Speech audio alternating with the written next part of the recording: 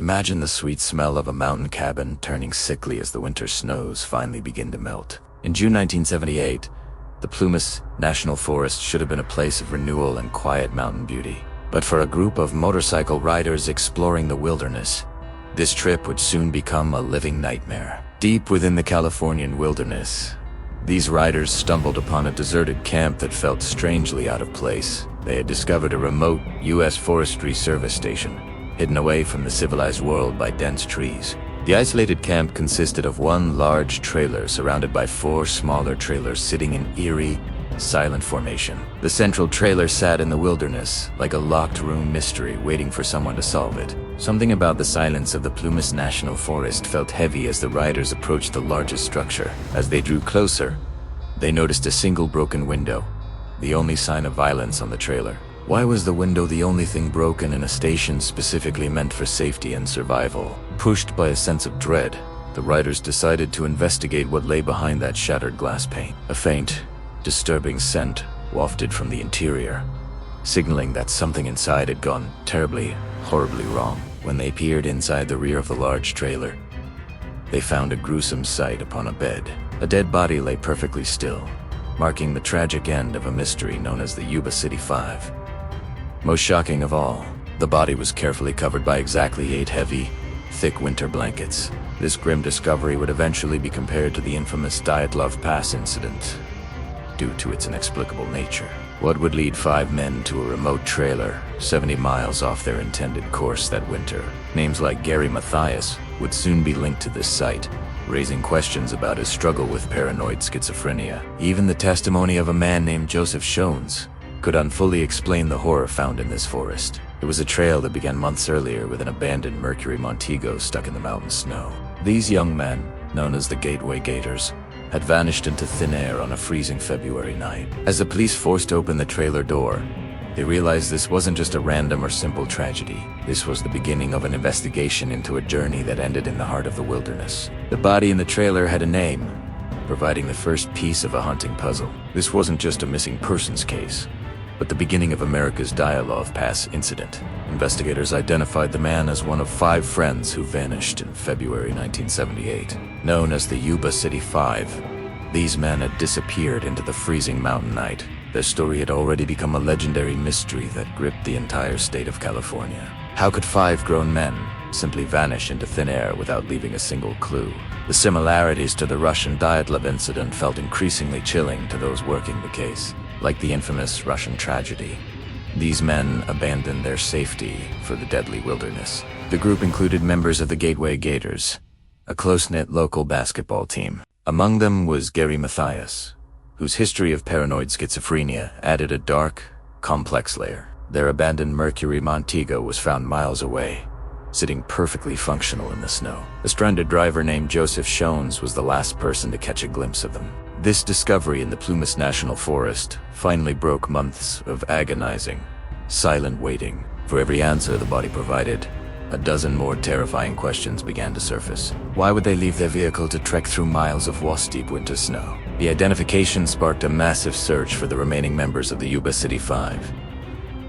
People across the nation watched as the grim reality of the mountain's secret unfolded. The chilling connection between the men and the remote trailer defied any rational explanation. To understand how they got here, we must return to a cold Friday in February. It was a simple plan that somehow led them straight into a waking nightmare. To understand the tragedy, we must look at the men who called Northern California home. They were 5 close friends, living in the quiet towns of Yuba City and neighboring Oroville. Among them was Gary Mathias, a 25-year-old man who lived and worked in the Oroville area. Gary was a member of a tight-knit group that shared a deep passion for sports. Another friend was 32-year-old Theodore O'Weir, known to his companions as a reliable and kind soul. Together with 3 others, these men were affectionately known locally as the famous Yuba City 5. Their lives revolved around simple pleasures, family connections, and their shared love for competitive basketball games. On Friday, February 24th, 1978, the group gathered for what should have been a routine night. The plan was simple: drive to Chico to watch the local university team play on court. They were eager to see the California State University basketball team compete in an important regional match. This particular Friday night held a special excitement for the men as they prepared their evening outing. They piled into a Mercury Montego, a large and reliable car for the 50-mile trip ahead of them. The drive from Yuba City to Chico was a familiar route they had traveled many times before. To these 5 friends, the journey felt as routine as any daily commute through the valley. They spoke of the game and their own upcoming tournament with a team called the Gateway Gators. Basketball wasn't just a hobby, it was a central part of their identity and their social bond. As the sun set over Northern California, the men headed north with high spirits and clear goals. None of them could have known that this would be the final time their families saw them. The mundane nature of their departure stands in haunting contrast to the mystery that was about to unfold. 5 men, 1 car, and a Friday night game were the only ingredients in this tragic recipe. What could have gone so wrong on such a short and simple drive through familiar territory? The excitement of the game at Chico State was the only thing on their minds that evening. As they arrived at the university, the lights of the gymnasium offered a warm and welcoming glow. They watched the game, cheered for the players, and enjoyed the camaraderie that defined their group's friendship. But as the final buzzer sounded, the simple plan began to spiral into an inexplicable mountain nightmare. The Gateway Gators weren't just a local basketball team. They were a tightly knit brotherhood of dreamers. These 5 men shared a burning passion for the game that defined their daily lives and friendships. They were part of something much bigger than themselves, bonded by every shot and every hard-earned victory. Known throughout the community, the Gateway Gators represented hope and determination for the 5 close friends. For the Gators, winning their next scheduled match felt like preparing for their very own Super Bowl. Their calendar was marked for February 25th, 1978, a date that promised a significant turning point. This wasn't just another game, it was a crucial qualifier for the prestigious upcoming Paralympics. Victory on that Saturday night would reward the team with an incredible, all-expenses-paid trip to Los Angeles.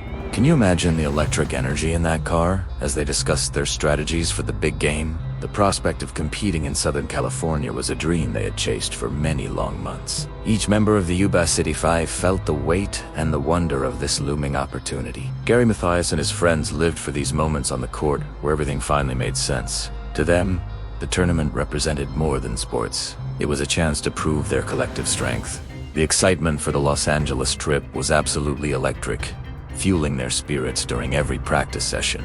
How does a night of pure celebration transform so suddenly into a harrowing struggle for survival? The tragedy of the Yuba City 5 begins with this simple, joyful focus on a basketball game. As they drove through the night, their minds were filled with visions of cheering crowds and trophies. Inside their Mercury Montego, the air was thick with laughter and the shared thrill of imminent success.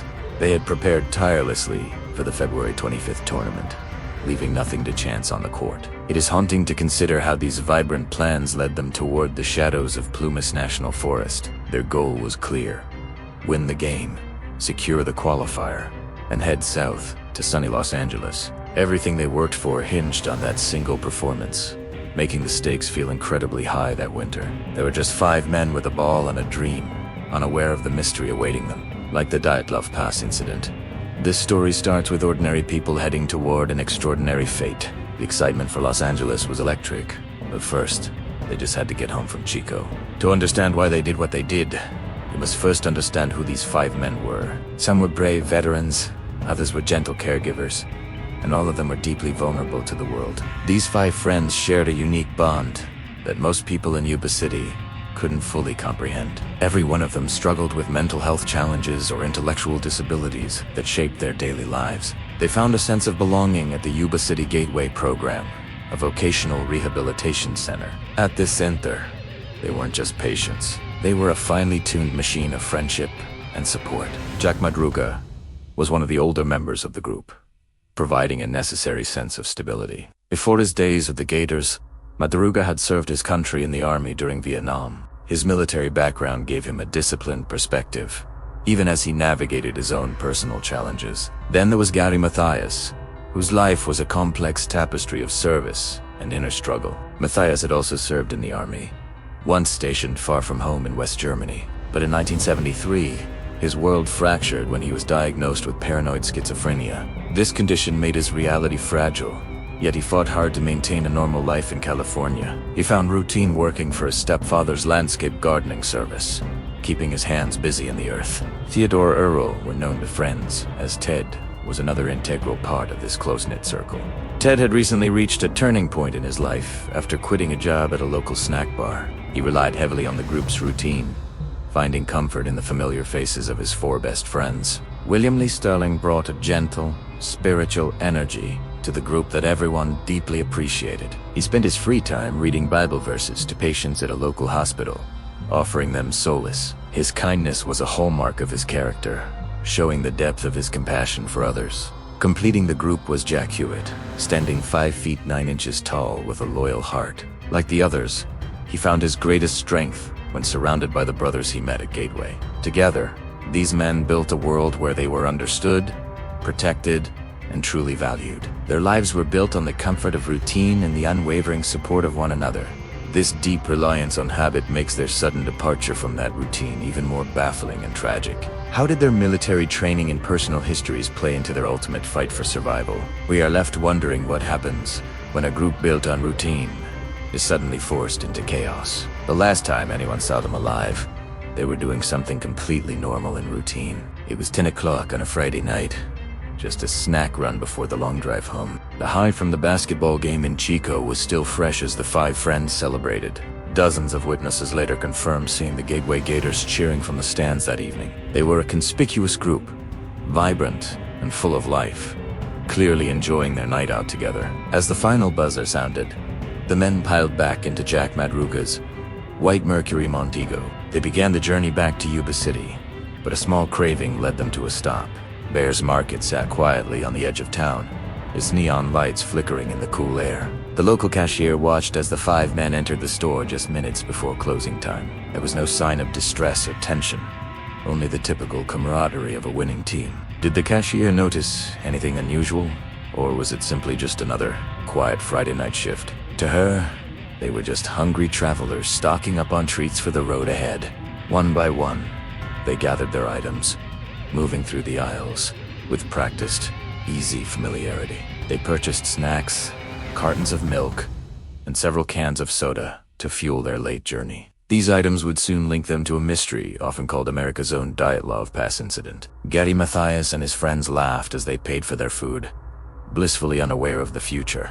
Like any other group of friends heading home, they shared jokes and made plans for tomorrow. The transaction was quick, a brief moment of human connection before they returned to the car. Everything seemed perfectly aligned with their routine, making the events that followed even more chilling. What changed in the few short minutes between buying those snacks and disappearing forever? They walked out of that store and into the dark, cold night of Northern California. The taillights of the Mercury Montego faded as they drove away from the safety of town. It was the very last time they would ever be seen together in the light of day. The departure of the Yuba City 5 into the night began a journey with no return. The search for the Yuba City 5 began immediately after they failed to return home that night. This search led investigators to a remote mountain location that absolutely no one had expected. Yuba Police Lieutenant Lance Aries took charge, leading the intense effort to locate the 5 friends. This mission was personal for Aries, who had attended high school with Theodore Weir's own brothers. A significant breakthrough finally occurred on February 28, 1978.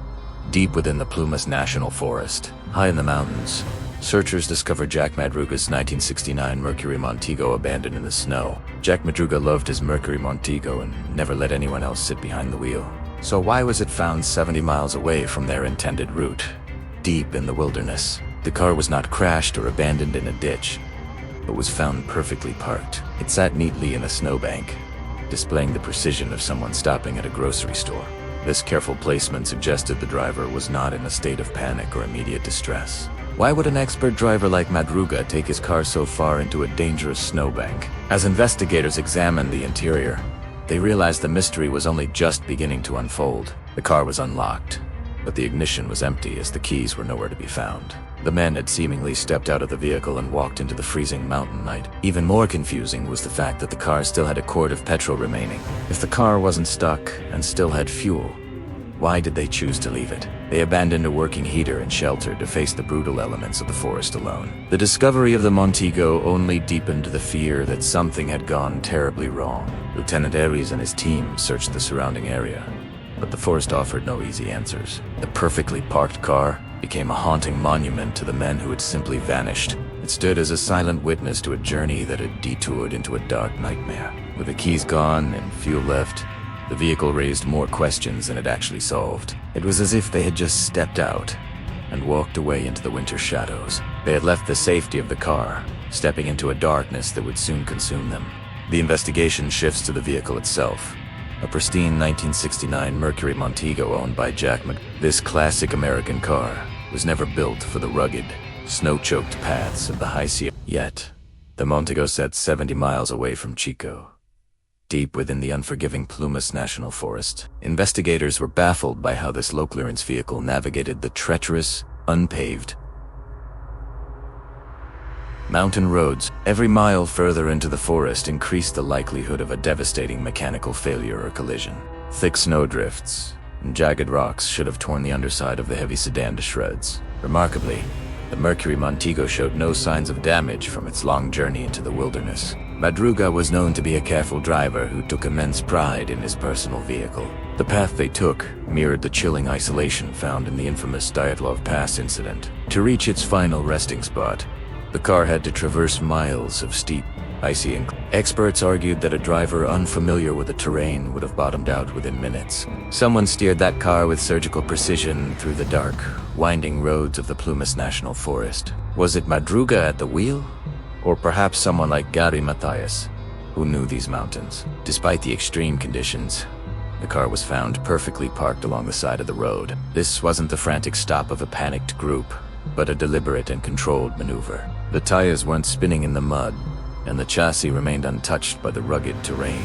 If the Gateway Gators were lost, their driving didn't reflect the chaos of their situation. Even more unsettling was the fact that the keys to the vehicle were completely missing. They had successfully navigated a mountain only to leave their perfectly functional car behind forever. The mystery of the Montego's journey remains one of the most technical enigmas in this case. Why would 5 men abandon a working car for the lethal cold of the deep forest? This specific detail haunts investigators, suggesting a force more terrifying than simple winter weather. Every turn they made deeper into the mountains took them further from any hope of rescue. The mystery of their expert navigation remains as cold as the snow that eventually covered them. This impossible journey into the High Sierras defies logic and continues to baffle investigators today. When the spring sun finally melted the heavy mountain snow, searchers reached the remote Forestry Service trailer. Inside, they found a scene that would haunt the Yuba City 5 investigation for decades to come. The body resting on the bed was officially identified as 32-year-old Theodore Earl Weir.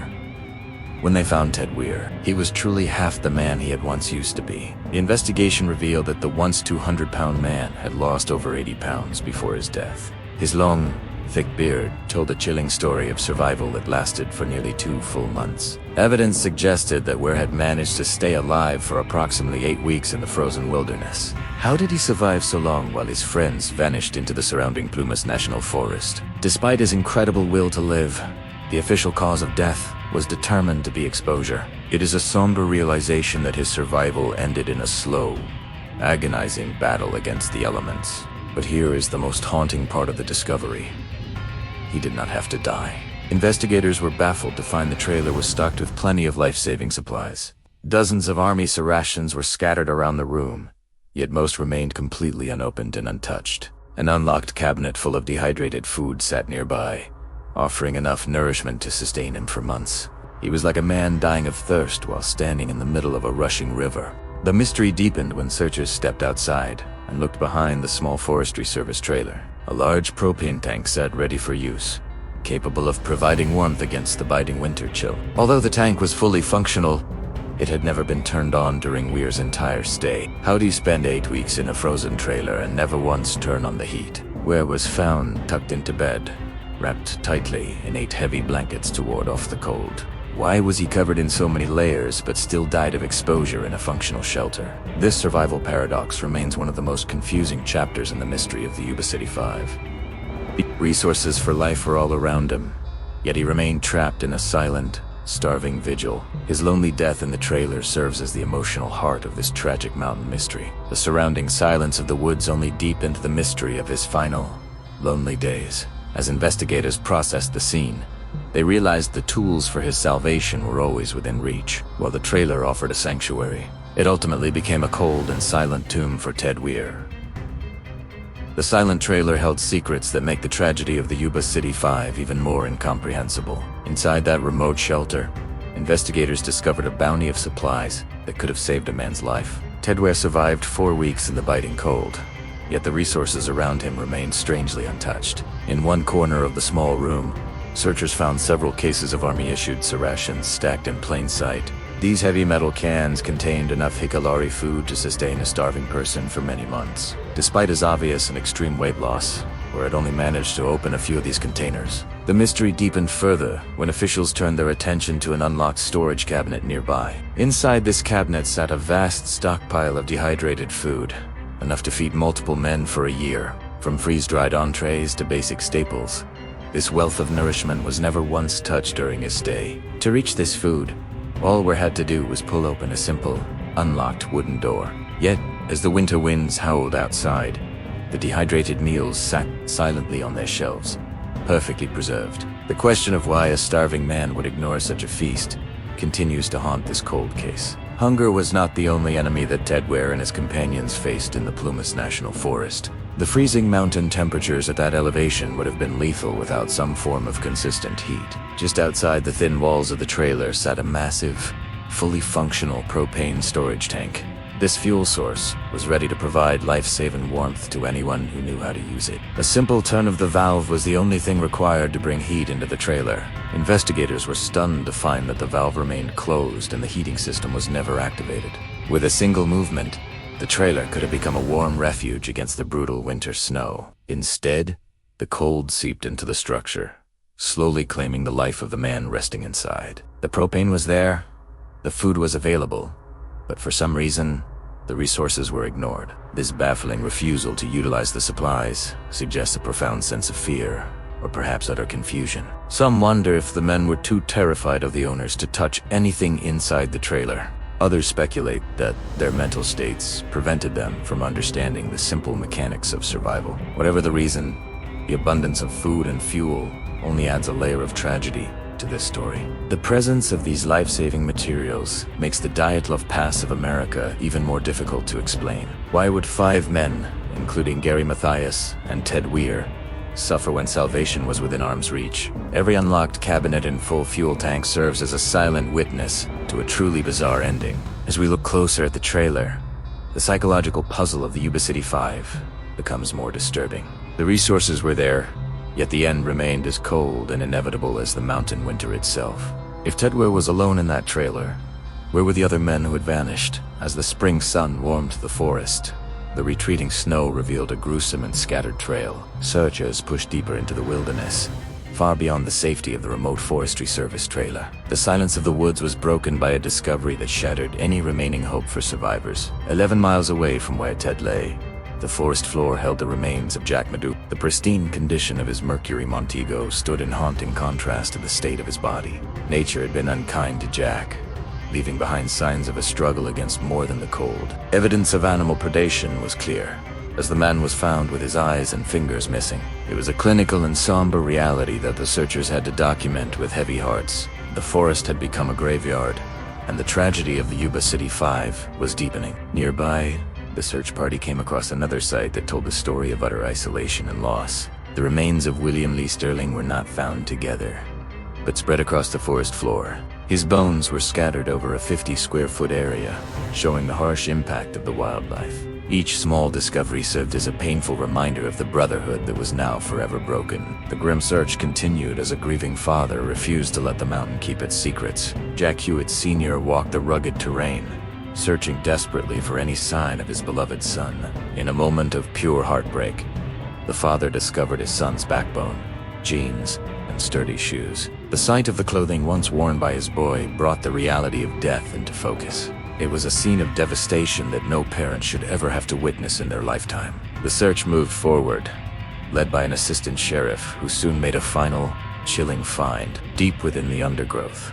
The officer located the skull belonging to young Jack Hewitt. The discovery confirmed the fears of a community that had waited months for these haunting answers. How did these men end up miles apart, lost in the freezing shadows of the mountain? Were they running from an unseen threat, or simply wandering toward an inevitable and lonely end? One by one, they were found, Yet the mystery of their final moments only seemed to grow. The forest held their stories tightly, leaving investigators with more questions than they had before. 4 of the 5 were now accounted for, but the 5th man, Gary Mathias, remained a ghost. Amidst all the tragedy of this forest graveyard, one haunting mystery remains unsolved to this day. Gary Mathias is the final, missing piece of a puzzle that simply refuses to be finished. While the others were eventually accounted for, Gary Mathias remained a ghost in the vast wilderness. Searchers scoured the rugged terrain of the Plumas National Forest, but his trail went cold immediately. Yet, a chilling discovery inside the Forestry Service trailer suggested he had actually reached safety. Sitting quietly among the supplies, investigators found the leather shoes belonging to Gary Mathias himself. Why would anyone leave their shoes behind in the middle of a brutal mountain forest winter? To venture out into the sub-zero temperatures without footwear seems like an impossible act of madness. His struggle with paranoid schizophrenia may have influenced his final, inexplicable decisions during that terrible night. The presence of his shoes proves he was there, yet his physical form simply dissolved away. No bone, no clothing, and no trace of Gary Mathias has ever surfaced in the decades since. He became a shadow among the pines, a man who entered a trailer and never truly left. Is it possible that Gary Mathias survived the initial ordeal and wandered deep into the unknown? Or did the harsh elements of the Plumas National Forest claim him in a place never searched? The discovery of his shoes remains one of the most baffling clues in this entire tragic saga. It serves as a haunting reminder that some questions in this case may never have an answer. For the families left behind, Gary's absence is a wound that the passage of time cannot heal. He remains the only member of the Yuba City 5 whose ultimate fate is purely speculative. Every other man was found, but Gary Mathias slipped through the fingers of the searching world. If Gary left his shoes in the trailer, how did he survive the snow? Or did he? This final mystery leaves us staring into a dark void where a human life once stood tall. Just when investigators thought they had a timeline, a witness came forward with a story that changed everything. What if the Yuba City 5 weren't alone on that freezing night in the Plumas National Forest? Joseph Shans reported seeing several men and a woman holding a baby on that lonely mountain road. It was February 24th.